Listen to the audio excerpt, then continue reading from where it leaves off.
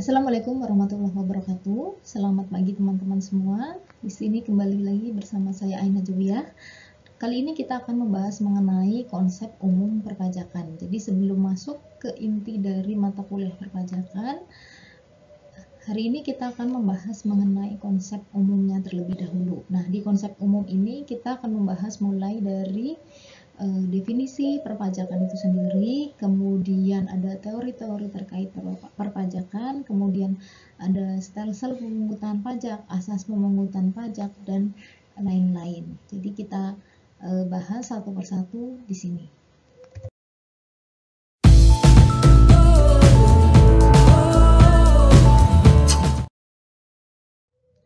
Baik, dimulai dari pengertian pajak. Ada dua definisi pajak menurut tokoh yang saya ambil di sini, yaitu Mr. Dr. M.J. Fieldman dan Profesor Dr. Rohmat Sumitro SH. Pertama, menurut Mr. Dr. M.J. Fieldman, pajak adalah prestasi yang dilaksanakan oleh dan terutang kepada pengusaha menurut norma-norma yang ditetapkan secara umum tanpa adanya kontraprestasi dan semata-mata digunakan untuk menutup pengeluaran umum. Kemudian menurut Profesor Dr. Rohmat Sumitro SH, pajak adalah iuran rakyat kepada kas negara berdasarkan undang-undang yang dapat dipaksakan dan tidak mendapatkan jasa timbal balik atau kontraprestasi yang langsung, dapat ditunjukkan kemudian digunakan untuk membayar pengeluaran umum.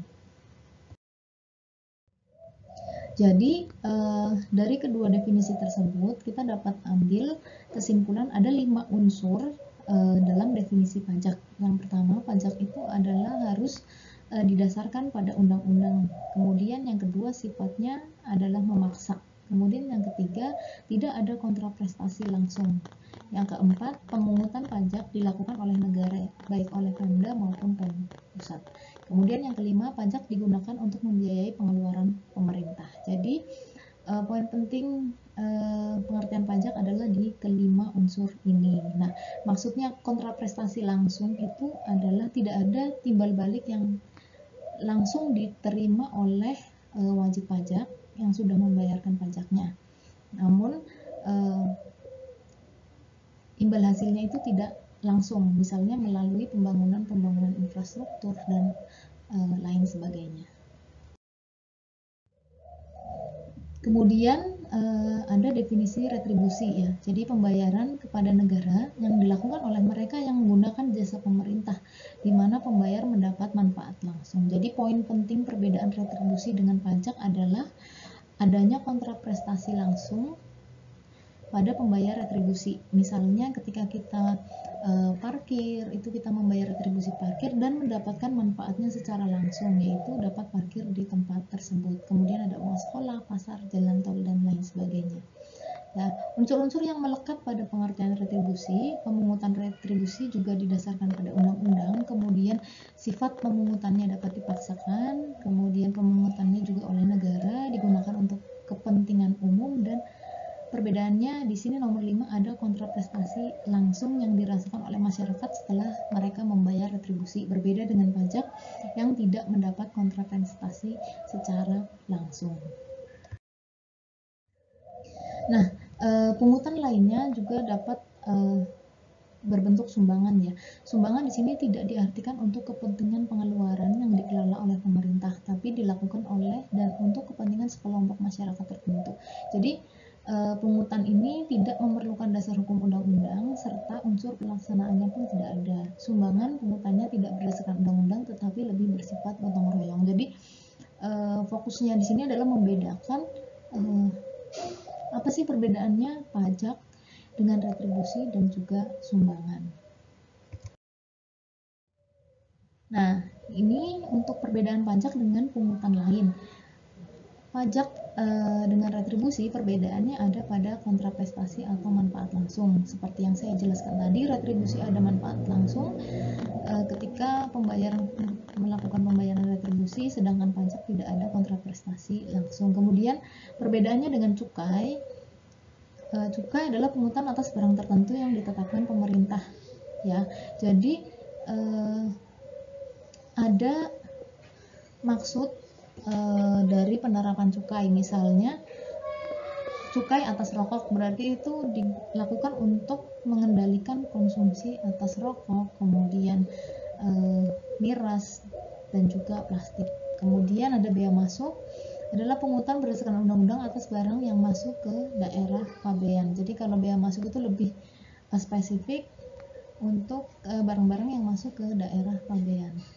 Kemudian ada bea materai, pajak atas dokumen, kemudian iuran, pungutan sehubungan jasa atau fasilitas yang diberikan pemerintah langsung, ya. Itu perbedaannya pajak dengan pungutan-pungutan lain. Dilanjutkan dengan fungsi pajak. Jadi ada 4 fungsi pajak. Yang pertama adalah fungsi budgeter, kemudian reguleran, stabilitas, dan juga redistribusi pendapatan. Dalam fungsi budgeter, pajak berfungsi mengumpulkan dana dari masyarakat, ya, sesuai dengan undang-undang yang berlaku untuk membiayai pengeluaran negara gitu. Jadi pajak termasuk dalam sebagian besar sumber dana dalam pendanaan APBN pemerintah Indonesia. Ya, teman-teman bisa cek berapa persen APBN kita yang didanai oleh pajak. Kemudian yang kedua adalah fungsi reguleran. Maksudnya adalah pajak tidak hanya berfungsi untuk sumber pendanaan pengeluaran pemerintah, tapi pajak juga digunakan sebagai pengatur, ya, pengatur agar mencapai tujuan tertentu yang letaknya di luar bidang keuangan. Jadi ada maksud tertentu dari suatu pajak yang sifatnya mengatur. Misalnya PPNBM itu dimaksudkan agar konsumsi atas barang mewah dibatasi dengan mengenakan pajak penjualan atas barang mewah. Kemudian tarif progresif, ya, jadi semakin tinggi penghasilannya itu dikenakan pajak yang semakin tinggi pula. Itu dimaksudkan supaya ada prinsip keadilan. Jadi semakin tinggi penghasilan, semakin tinggi pula pajaknya. Ya, kemudian pajak ekspor 0% itu juga dimaksudkan agar masyarakat Indonesia itu lebih banyak melakukan ekspor, ya, dibandingkan impor gitu. Dan ada banyak lagi seperti PP23 tentang UMKM, tax amnesty, tax holiday, dan lain-lain. Teman-teman bisa explore kembali atau mencari kembali contoh-contoh dari fungsi reguleran pajak selain dari yang saya sebutkan supaya lebih luas, ya, pemahamannya mengenai fungsi reguleran dari perpajakan itu sendiri. Baik, fungsi yang ketiga adalah fungsi stabilitas. Di sini pajak memiliki peran untuk menjalankan kebijakan yang berhubungan dengan stabilitas harga dan inflasi. Dan fungsi keempat adalah fungsi redistribusi pendapatan, di mana pajak yang dipungut itu digunakan untuk membiayai kepentingan umum dan kemudian dapat membuka kesempatan kerja bagi masyarakat luas. Nah, sistem pemungutan pajak itu ada 3. Yang pertama official assessment system, kemudian kedua ada self assessment system, dan yang ketiga adalah withholding system. Intinya adalah official assessment system itu memberi wewenang kepada pemungut pajak untuk menentukan besarnya pajak yang harus dibayar. Jadi pajak yang harus dibayar berapa itu ditentukan oleh otoritas pajak. Nah, contohnya di sini adalah PBB P2-nya.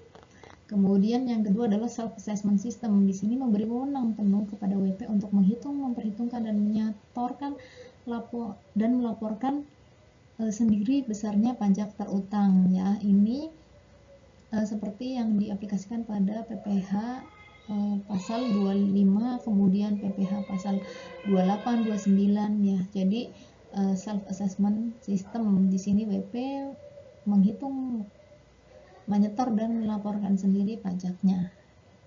Kemudian yang ketiga adalah withholding system, jadi memberikan wewenang kepada pihak ketiga untuk memotong atau memungut besarnya pajak terutang. Nah, di sini aplikasinya adalah seperti PPh pasal 21 untuk karyawan yang dipotong oleh pemberi kerja, ataupun PPh pasal 22, 23 yang dipotong atau dipungut oleh pihak ketiga. Jadi ketiganya diaplikasikan di Indonesia untuk masing-masing jenis perpajakan.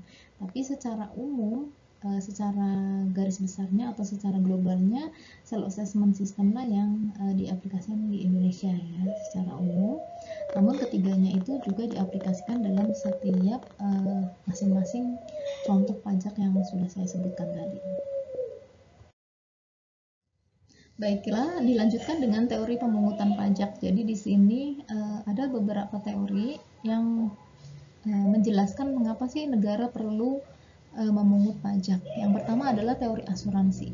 Ya, negara memungut pajak karena negara bertugas melindungi warga negara dan segala keselamatan keamanan jiwa warga negaranya. Jadi di sini karena negara sudah melindungi warga negaranya dengan segala keselamatan dan keamanan jiwanya, maka negara berhak untuk memungut pajak seperti layaknya perusahaan asuransi memungut premi asuransi. Nah, di sini teori ini kurang tepat ya, karena premi tidak dapat disamakan dengan pajak, di mana saat timbul kerugian tidak ada penggantian dari negara, tidak seperti asuransi ya. Ketika misalnya terjadi kerugian seperti kecelakaan gitu, itu kan akan ada penggantian ya dari perusahaan asuransi, namun tidak demikian dengan pajak. Tidak ada hubungan langsung antara pembayaran pajak dengan timbal balik oleh negara. Seperti definisi pajak tadi, tidak ada kontrak prestasi langsung dari negara setelah WP membayarkan pajaknya. Selanjutnya adalah teori kepentingan, di mana negara memungut pajak karena negara melindungi kepentingan warga negaranya. Gitu. Jadi teori kepentingan ini kurang tepat sebagai landasan teori untuk pemungutan pajak, karena seharusnya warga negara yang memiliki lebih sedikit harta itu otomatis kepentingannya lebih banyak secara sosial gitu kepada negara dan akan membayar pajak yang lebih besar. Nah, ini tidak sesuai dengan prinsip keadilan. Selanjutnya adalah teori bakti, di mana teori ini menekankan bahwa negara itu merupakan perkumpulan dari individu, maka negara punya hak mutlak untuk memungut pajak gitu. Jadi sebagai bukti bakti warga negara kepada negaranya. Teori selanjutnya adalah teori daya beli. Di sini pembayaran pajak dilakukan kepada negara dimaksudkan untuk memelihara masyarakat. Jadi pajak itu berfungsi seperti pompa ya. Jadi mengambil daya beli masyarakat, kemudian disalurkan ke negara untuk melakukan pengeluaran-pengeluaran umum, dan kemudian dikembalikan lagi ke masyarakat untuk memelihara masyarakat umum seperti itu. Selanjutnya adalah teori daya pikul ya, jadi menekankan pada asas keadilan ya. Jadi semakin tinggi penghasilan seseorang, maka akan dikenakan pajak yang lebih tinggi pula. Nah, ini teori yang masih dipertahankan hingga sekarang. Lanjut dengan stelsel pemungutan pajak, ada 3 ya, stelsel real, kemudian anggapan, dan yang ketiga adalah stelsel campuran. Jadi stelsel real kita menghitung pajak berdasarkan objek pajak yang nilainya sudah diketahui ya. Jadi yang real, misalnya penghasilan, berarti penghasilan yang diterima real berapa itu yang kita hitung pajaknya. Contohnya adalah PPh 21, PPh 22, 23, 4 ayat 2 dan 26. Nah, contoh yang 21 itu penghasilan atas pajak penghasilan karyawan ya. Jadi penghasilan karyawan berapa itu yang real, kemudian dipotong pajaknya ya. Jadi kelebihannya itu dipungut sesuai dengan besarnya pajak yang sesungguhnya terutang, namun kelemahannya adalah dia bisa dipungut itu pada akhir periode ya, periodenya bisa akhir bulan ataupun akhir tahun, padahal pemerintah bisa saja membutuhkan penerimaan pajaknya tidak hanya di akhir periode saja gitu. Kemudian yang kedua adalah stelsel anggapan atau fiktif. Jadi maksudnya adalah pemungutan pajaknya itu di depan. Jadi basis yang digunakan untuk menghitung pajak atau objeknya, misalnya penghasilan, itu dihitung berdasarkan perkiraan terlebih dahulu gitu ya. Contohnya adalah angsuran PPh pasal 25. Jadi kalau PPh pasal 25 itu adalah angsuran pajak yang diangsur oleh WP setiap bulannya gitu. Supaya nanti ketika pajak terutangnya sudah dihitung, itu WP tidak kaget membayar pajak yang cukup besar, makanya diangsur terlebih dahulu setiap bulannya. Nah, dasar perhitungan PPh pasal 25 ini adalah menggunakan anggapan bahwa penghasilan yang akan diterima oleh WP tahun ini sama dengan penghasilan yang diterima oleh BP tahun lalu. Makanya dasar penghitungan PPh pasal 25 adalah penghasilan bruto tahun sebelumnya yang kemudian disesuaikan misalnya dengan penghasilan tidak teratur dan seterusnya. Nanti ada caranya ya, lebih detail kita pelajari di pertemuan selanjutnya. Jadi kelebihannya, pemungutan pajak ini bisa dilakukan di awal tahun pajak ya, karena berdasarkan suatu anggapan atau nilai yang akan dihitung. Namun kekurangannya adalah besarnya pajak belum tentu sesuai dengan apa yang diperkirakan gitu. Nah, solusi atas kekurangan dari stelsel anggapan tadi itu diatasi dengan adanya penggunaan stelsel campuran. Jadi ada kombinasi dari stelsel real dan juga stelsel anggapan. Ya, di awal tahun pajak, perhitungan pajak menggunakan stelsel fiktif dan di akhir tahun dihitung kembali menggunakan stelsel real. Contohnya adalah PPh pasal 28 atau 29 ya. Jadi tentang kurang bayar atau lebih bayar. Campurannya di mana? Campurannya adalah pertama, pada saat menghitung pajak terutang di akhir tahun itu kita menggunakan stelsel real ya. Kemudian diangsur tadi menggunakan PPh pasal 25 yang menggunakan stelsel anggapan ya kan, sedangkan real dan anggapan bisa saja berbeda ya. Pajak yang terutang seharusnya di tahun tersebut itu bisa saja berbeda dengan hitungan angsuran PPh pasal 25 selama 1 tahun, bisa kurang atau lebih bayar ya. Jadi selisihnya itu misalnya kurang bayar ya, kemudian harus disetorkan ke kas negara, dan kalau lebih bayar bisa dimintakan restitusi gitu. Jadi inilah stelsel campuran. Selanjutnya adalah asas pemungutan pajak ya, ada dua, bisa berdasarkan asas tempat tinggal atau domisili, dan yang kedua adalah asas sumber. Jadi asas domisili, pajak dikenakan atas seluruh penghasilan WP yang bertempat tinggal di wilayahnya, baik dari dalam maupun dari luar negeri. Jadi misalnya Indonesia ya, menggunakan asas domisili, maka seluruh penghasilan wajib pajak yang bertempat tinggal di wilayahnya, baik itu dari penghasilan di Indonesia maupun penghasilan di luar Indonesia, semuanya dikenai pajak. Kemudian yang kedua adalah asas sumber. Negara berhak mengenakan pajak atas penghasilan yang bersumber di wilayahnya tanpa memperhatikan tempat tinggal wajib pajak. Jadi misalnya ada orang yang baik itu dia bertempat tinggal di Indonesia maupun bertempat tinggal di luar Indonesia, selama penghasilannya itu dari Indonesia, maka Indonesia berhak untuk memajaki. Ini dua asas yang digunakan. Nah, untuk asas pemungutan pajak menurut Adam Smith itu ada equality, certainty, convenience of payment, dan efisiensi. Equality jadi kesetaraan ya, sesuai dengan kemampuan dan penghasilannya. Certainty kepastian, ada undang-undang yang mengatur.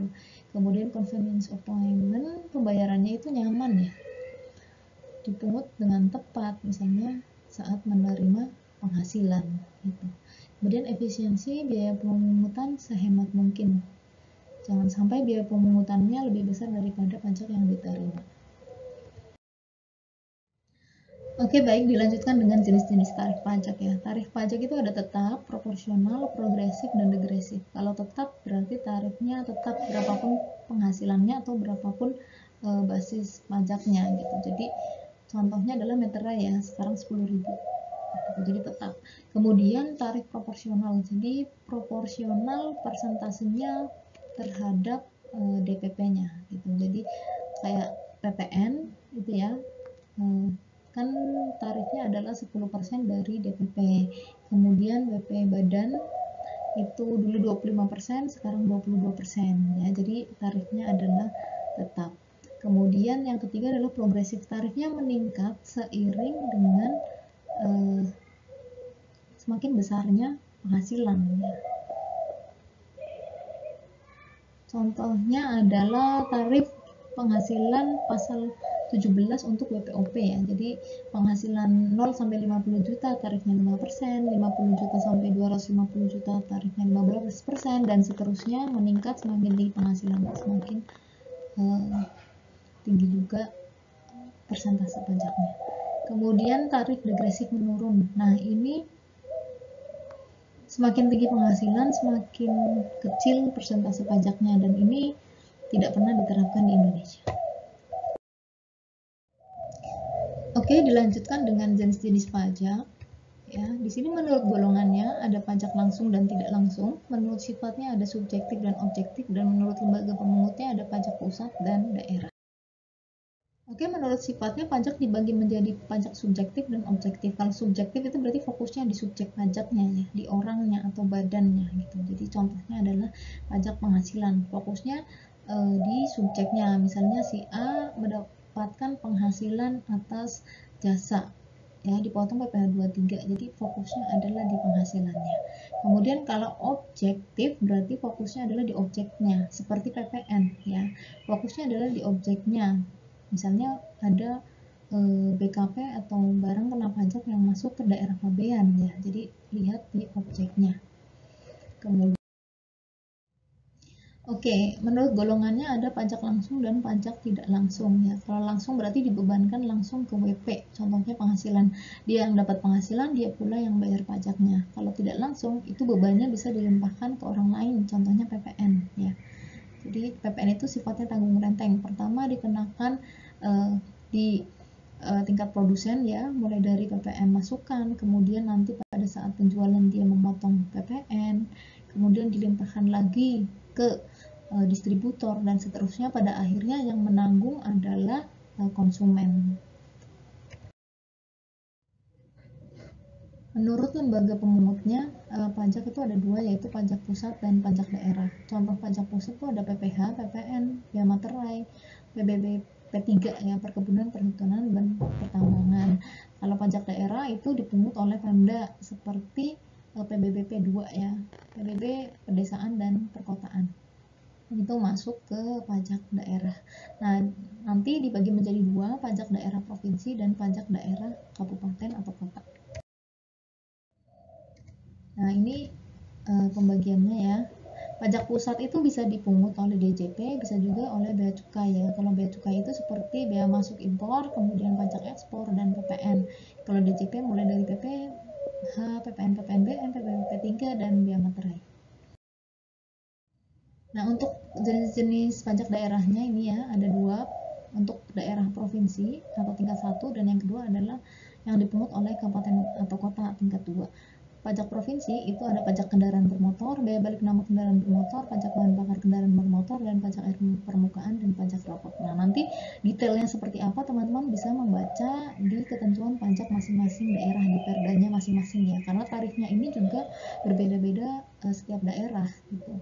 Pajak kabupaten kota ada pajak hotel, restoran, hiburan, reklame, penerangan jalan, dan seterusnya. Nah, di Pemda itu juga mengatur mengenai retribusi. Apa saja contohnya? Ada biaya jalan, biaya pangkalan, pembangunan, dan seterusnya. Kemudian klasifikasi retribusi ya, ada retribusi jasa umum, jasa usaha, dan perizinan tertentu. Kalau jasa umum ya seperti parkir, pasar, dan lain-lain. Kemudian jasa usaha itu ketika akan mendirikan usaha seperti pasar grosir, terminal, parkir, dan seterusnya. Dan retribusi perizinan untuk mendapatkan izin tertentu.